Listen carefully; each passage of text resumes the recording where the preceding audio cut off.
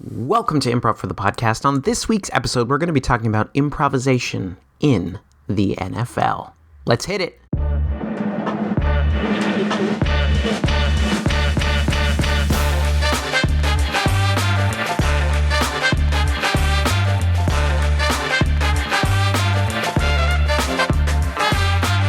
Welcome to Improv for the podcast, and on this week's episode, me, your host, Michael E. Evans, is going to be talking about, a subject that is near and dear to my heart.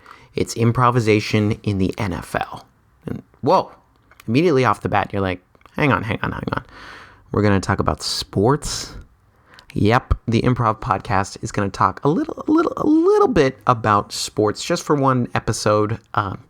So to preface this, I'm a huge football fan, and by football I mean American football, National Football League, right? Specifically, I am a fan of the formerly San Diego, now Los Angeles Chargers, right? A team that I've watched for pretty much my entire life. They've never reached the pinnacle of success, yet here I still am showing up week in and week out, rooting for them, and going through the heartbreak and hope that follows year after year. So with that said, improvisation in the NFL, it's an interesting topic and definitely one I had to do a little bit of digging around about just to kind of solidify, make some good points here. Because so much on this podcast, we're interviewing folks from the IFTP community. We're talking about their craft, how they discovered improv. And oftentimes that bleeds into conversation about how improv shows up in everyday folks' lives. And in particular, that got me thinking about sports and watching football week in and week out. I realized that improv does show up in a number of ways. It's just a little different. We're going to break it down in a couple of different areas. We're going to talk about it with players on the field. We're going to talk about it with coaches. And then we're going to talk about things that are happening off the field but surround the game of football and how improv shows up. And then kind of the overall impact of those things. Because I think it's an interesting topic. Again, football is something I'm passionate about. Maybe football, you don't care. But I'd still say, hey, give this episode a listen. You might learn something new. You might be surprised about what you realize. So to start, let's talk about the players in the NFL. I wish I could just talk about the Chargers all day, but, that is, that's not who we're here to talk about tonight. But I want to talk about something that recently happened in a game that just kind of blew my mind. And it actually happened recently in a game of a Sunday night football between the San Francisco 49ers at the Buffalo Bills over there in New York. And it was a play where Josh Allen, the Buffalo Bills quarterback, they were close to scoring, close to the end zone. And, it's a snow game. It's messy. It's sloppy. It's tough. It's gritty. But Josh Allen, he was trying to find a player he could pass to, hopefully throw a touchdown. They're probably 8 to 10 yards out. He rolls out to his left, and he sees his wide receiver, Amari Cooper. So, while avoiding pressure, barely avoiding getting sacked, right? He throws that pass to Amari Cooper, and then he starts running forward.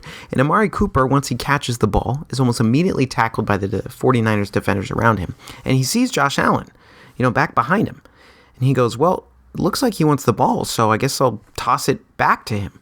So Josh Allen threw the ball to Amari Cooper. Josh Allen starts running towards Amari Cooper.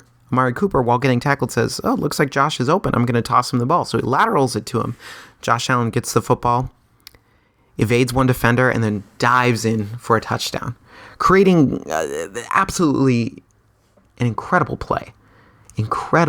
And what I mean by that is this was a play where the quarterback, he technically threw the ball, caught the ball, and ran it in for a touchdown. So he both threw and caught the same touchdown, which almost seems impossible, but if you just go back and watch it, it's absolutely incredible. You can just look up Josh Allen to Amari Cooper, Josh Allen to Amari Cooper, Buffalo Bills 49ers touchdown. You can probably find that clip anywhere on the internet. But it's really incredible because this wasn't something that was planned. I'm sure the planned play was, each of the wide receivers had their routes. Josh Allen drops back. He looks for his main X receiver or whoever the number one is on that play, and then goes through his progressions otherwise if they're not open. But in this instance, he rolls out to his left, throws it to Amari Cooper.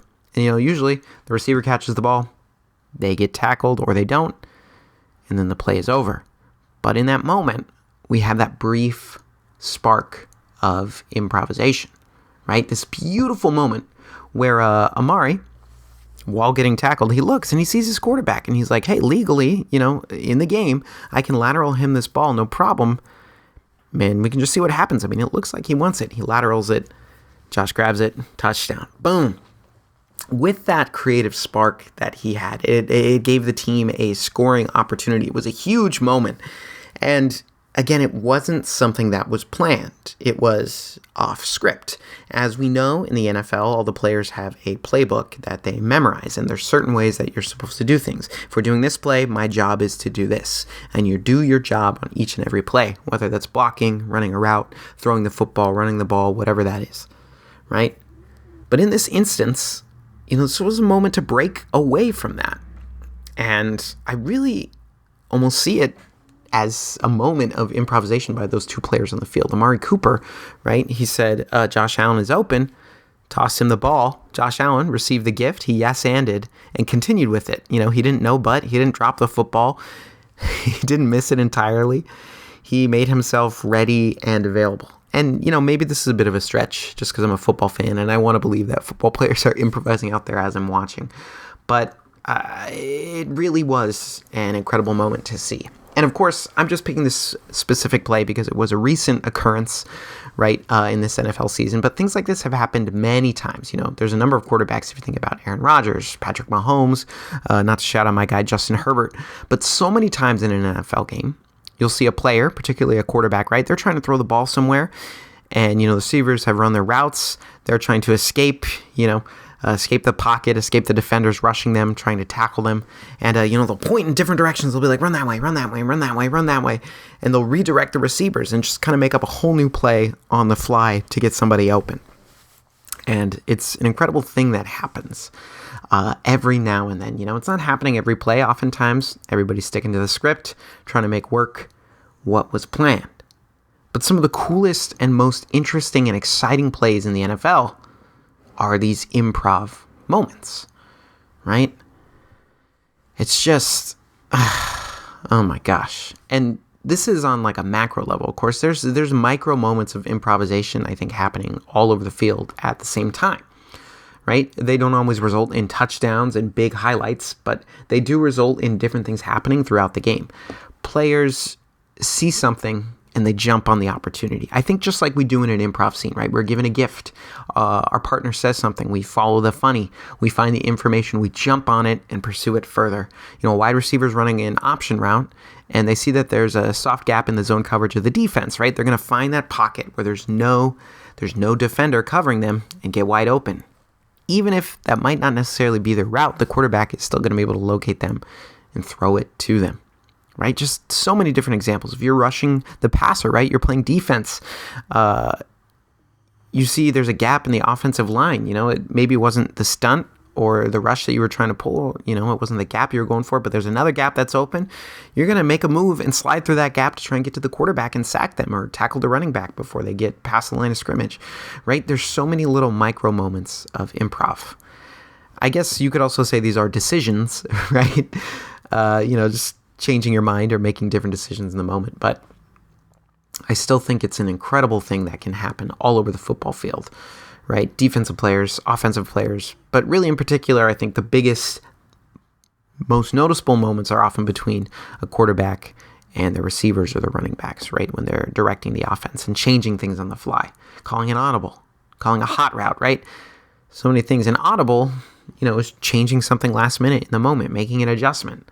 Sometimes we do that in improv too. We come in with our plans and then those plans change immediately on stage.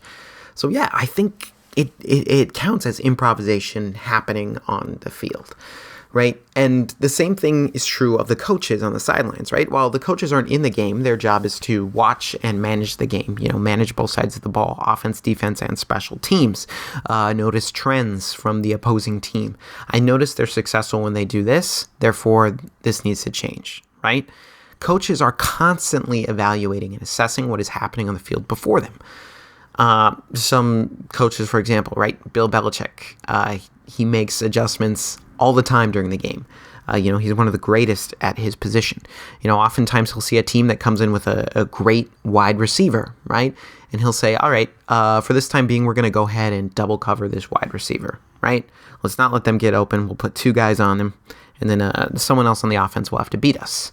But then later in the game, maybe on another drive, he'll switch the coverage. So that player isn't double covered, but the quarterback of the opposing team isn't looking that way because he assumes they're double covered. And then Belichick can pull tricks somewhere else on the field, right?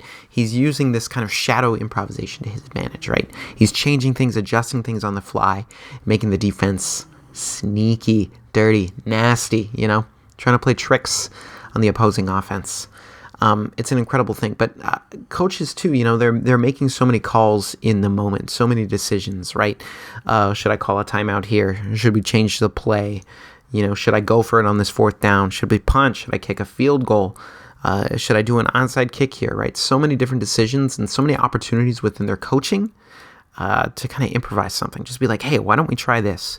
On defense, this isn't working. Let's try this. Hey, on offense, let's try a screenplay, right? Just throwing it up, and it's up to the team, right? The players, the other coaches, whoever, to accept those ideas and run with them. Yes, and them, right?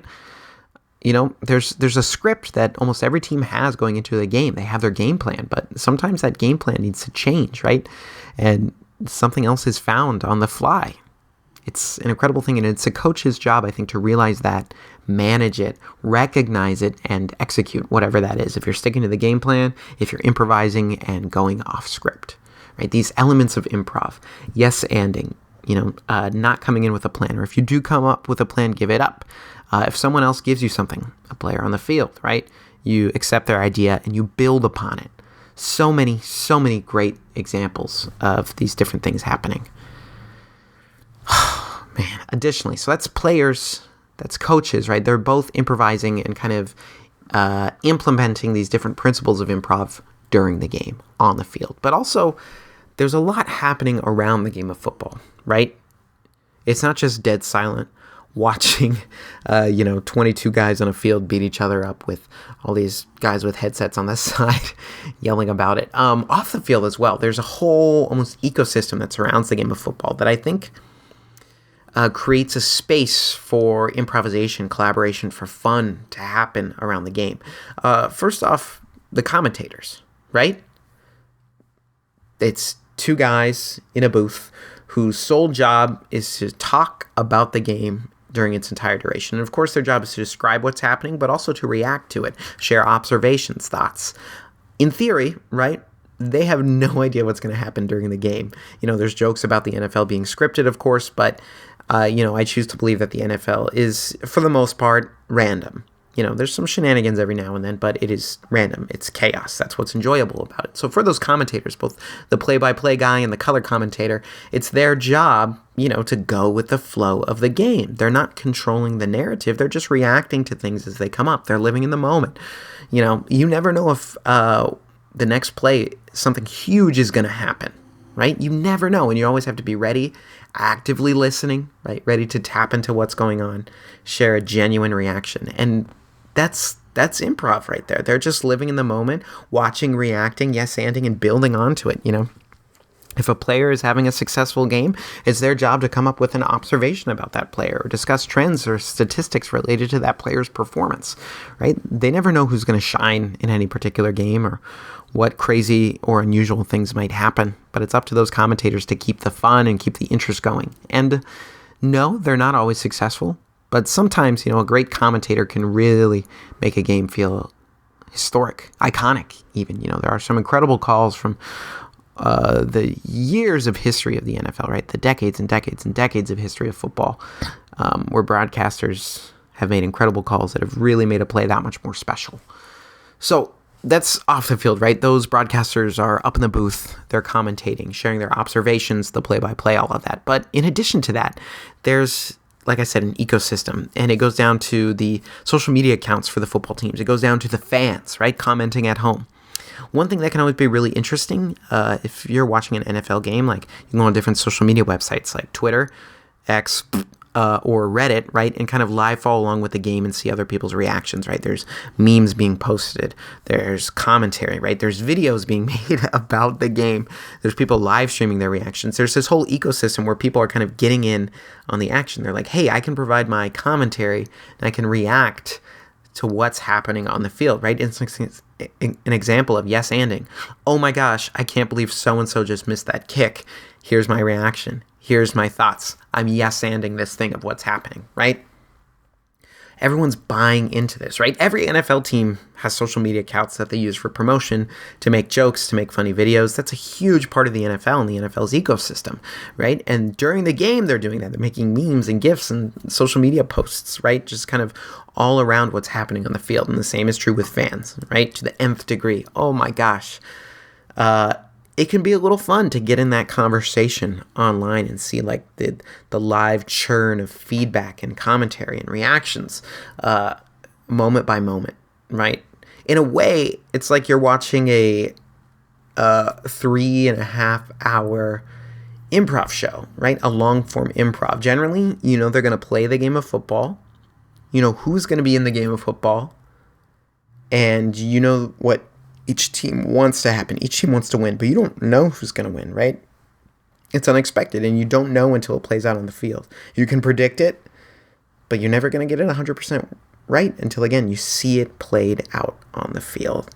And that's what's incredible about football, right? It's happening off the field. It's happening online. Right? And so many folks are buying into the improv at work, right? The fans are connected, the commentators are connected, the players are connected, the people on the sideline, the people in the stadium, right? They're all kind of buying into this live experience. It's an incredible thing. So we talked about players, how they're making improvisations on the field, right? Sometimes things go wrong. They correct it. They make up for it. They change it. They adjust, right? They make those changes. Sometimes it's the coaches making last-second adjustments throughout the game, scrapping their game plan and doing something else entirely. Or maybe it's the fans, the broadcasters, and everyone else who's buying into the game, who's invested in it, right? All those things as well. But improv does show up in other ways as well. As we know, improv can play a huge part in team building. And there are some NFL organizations that have brought in improv coaches during the offseason, right? Just to help their teams improve chemistry and communication and, thinking under pressure. A quarterback's job in the NFL, they're literally always thinking under pressure, right? They drop back to pass the ball. There's defenders coming at them. They could be being blitzed by 8 or 9 different players, right? I mean, 9 would be crazy, but 8 different players, right? If it's an all-out blitz, there's so many crazy things that can happen. So you need to be prepared to react and respond under pressure and accept what comes at you rather than deny it. And that's really what it comes down to. I mean, the NFL is absolute madness if you ever watch football. It's hard to understand what's going on in the field at any given moment, right? The tiny games that are being played between all the players and the coaches, right? The mental chess that's happening. But just like with life, and so many other things that we do, right? Something is thrown at us. It's our job to react and respond. And we have to accept what comes our way, We can't deny it. And I think the NFL has been an incredible example of that. And I hope that's something you get to think about next time you're sitting down to watch some sports. And I don't think football is the only sport where that's happening. It's just the sport that I'm most passionate about. I'm sure this is happening in other ways in baseball, basketball, soccer, hockey. I don't really watch all those other sports, so I don't know as much. So while you're listening to this episode, maybe you're thinking of your own example of improvisation in sports, whether it's in football, maybe it's in another sport. But I just love shoot it over to me if you're listening on Spotify. You can answer the fan Q&A there, or you can find us on social media, right? The links are in the handle. Just let me know. What are some examples of improv in sports that you've seen, witnessed, observed, experienced? Maybe you were playing sports growing up or in college or at some point in your life, and you had a moment where you had to improvise on the field, on the court, wherever that was. I'd love to hear about it because I think improv shows up in more ways than we think. And if anyone from the NFL is listening, let me know. But that'll be the conclusion for this week's episode of Improv for the Podcast, talking about improv in the NFL. That's National Football League. As always, thank you so much for listening. We'll be back soon with some more interviews for you, learning about the wonderful folks here at Improv for the People. But until then, we'll see you next time. Improv for the Podcast was created by Matt Moore and Michael Lee Evans. Edited and produced by Michael Lee Evans. And finally, presented by Improv for the People. Interested in more IFTP? You can visit us at improvforthepeople.com or on our socials, such as Instagram, TikTok, Twitter, and YouTube. Remember, new episodes are released weekly. Thank you for listening. We'll see you next time.